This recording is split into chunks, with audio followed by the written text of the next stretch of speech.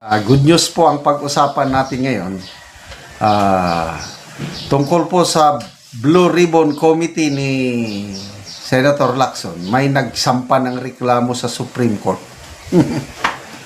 Okay, Supreme Court. Ito na yung article published sa Politico.com. Supreme Court asked to compel Senate to release draft flood control mess report. The Supreme Court on Monday has been asked to direct the Senate Blue Ribbon Committee to make public the draft report on the flood control mess. Ito yung nakasulat sa petition. The right to information under Article 3, Section 7 of the Constitution is not a gift from the state to the citizen. It is a guarantee that citizen holds against the state. It is time this honorable court enforce it. Yan po ang nakasulat sa 26-page petition for mandamus and certiorari. So, petition for mandamus and certiorari filed by lawyers Eldridge Marvin Aceron, Sikini Labastilla, and Purificación Bartolome Bernabe. Wow! 1, 2, 3 lawyers. With this, the petitioners asked the Supreme Court to issue a writ of mandamus that directed the Senate Blue Ribbon Committee to release the full, complete, and unredacted text of the draft partial committee report on the flood control project's investigation as it existed on or about February 3 to 4, 2026. They filed the petition after the Senate Blue Ribbon Committee wrote to them a February 23 letter that denied their February 4 request for the public disclosure of the report. Because of this, the lawyers also asked in their petition that the Supreme Court issue a writ of certiorari that will annul and set aside the February 23 as Blue Ribbon Committee letter for being issued with grave abuse of discretion amounting to lack or excess of jurisdiction in violation of petitioners' constitutional right to information under Article 3, Section 7 of the 1987 Constitution. With the annulment and setting aside of the Blue Ribbon Committee letter, the petitioners asked the Supreme Court to direct the Blue Ribbon Committee to disclose the draft report.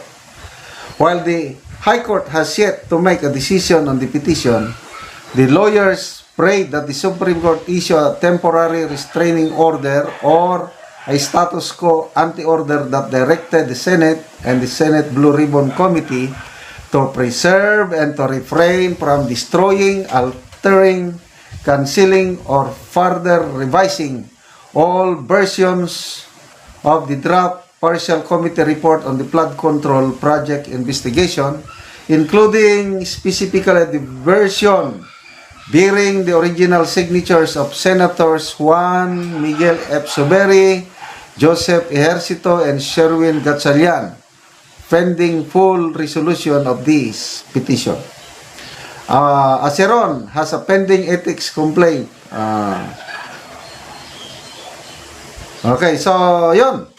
Magandang development po ito kasi parang nakakalimutan na.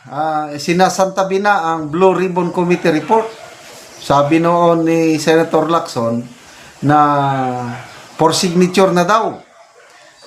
Na-revise na nila for signature niya.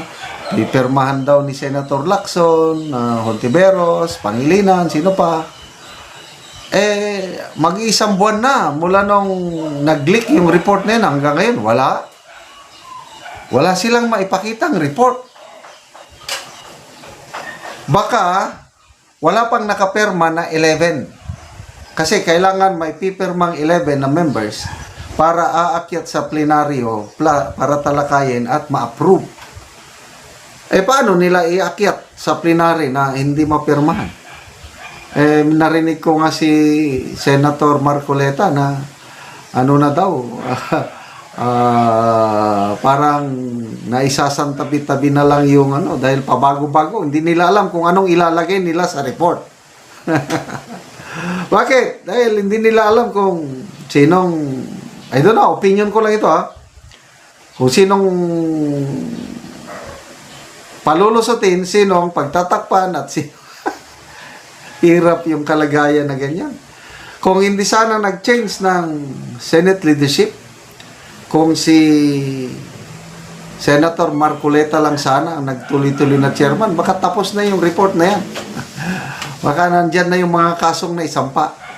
Kaya lang, sabi nga ni Senator Marcoleta, the purpose kung bakit na nagkudita sa Senado is ang target nila yung Blue Ribbon Chairmanship.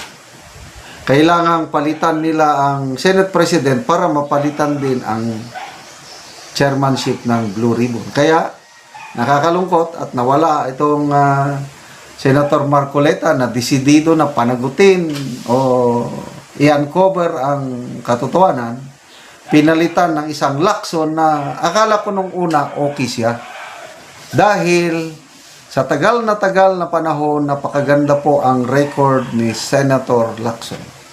Mula sa kanyang police service, yung kanyang pagiging senador, panahon ni Gloria Macapagal Arroyo, ang ganda yung mga ginagawa niyang expose ng mga graft and corruption. Hanggang itong simula ng 20th Congress, 2 beses siyang nag-privilege speech, binubulgar niya, inimbestagahan muna, din binulgar yung mga ginagawang kalukuhan ng mga kongresista at saka mga DPWH engineers. Ang ganda ng simula niya. Sayang lang, nagbago ang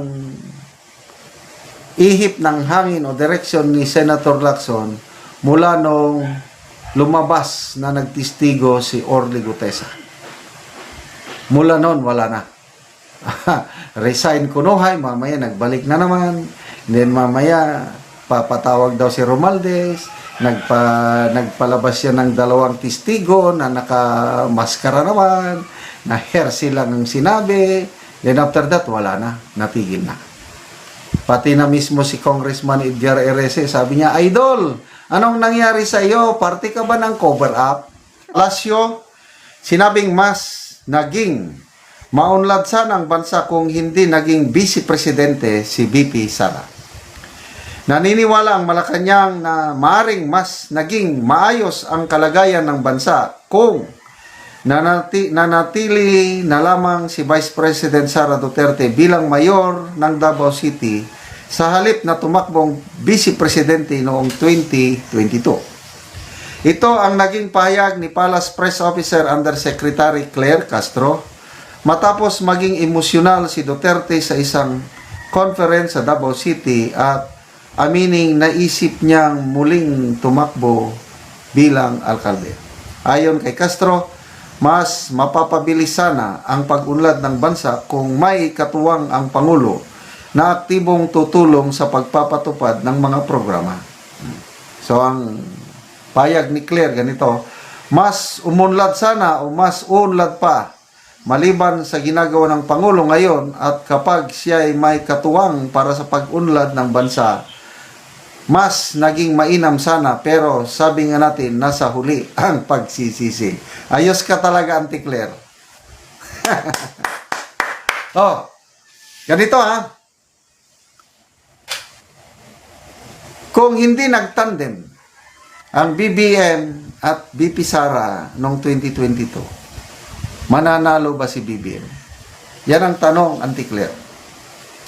Ang mga dilawan mismo, I think yung party president ng Liberal Party ang nagsabi na nakita nila dahil nagkoalasyon, dahil nag-alliance ang Marcos at Duterte, kaya nanalo si BBM.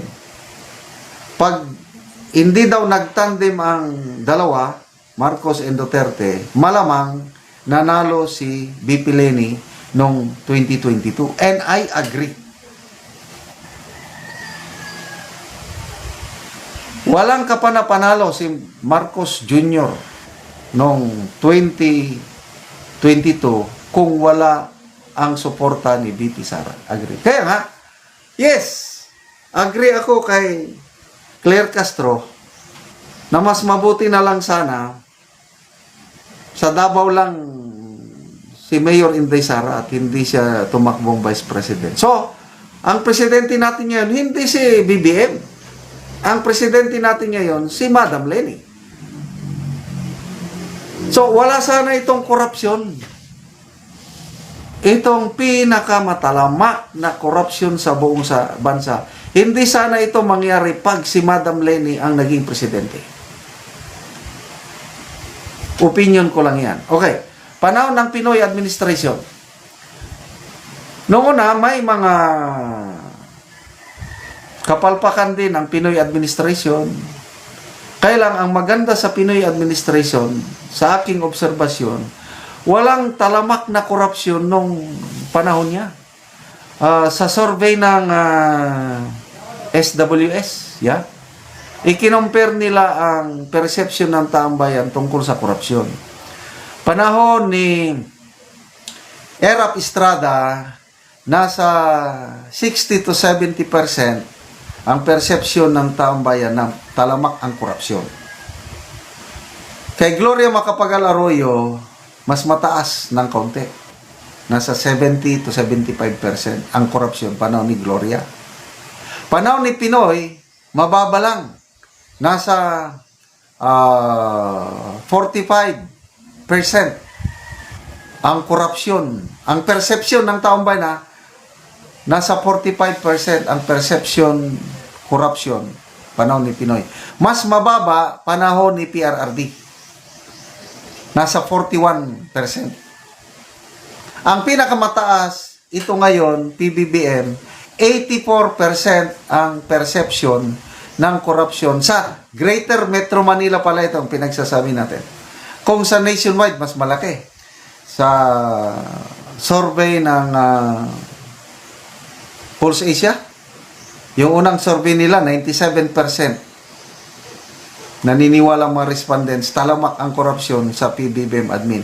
Yung sumunod nilang survey, yung mas latest, 94%. Mataas pa rin. So tama, Santi Claire. Sayang. Hindi sana nagpresidente itong Marcos Jr. ngayon kung hindi sinamahan ni then Mayor Inday Sara.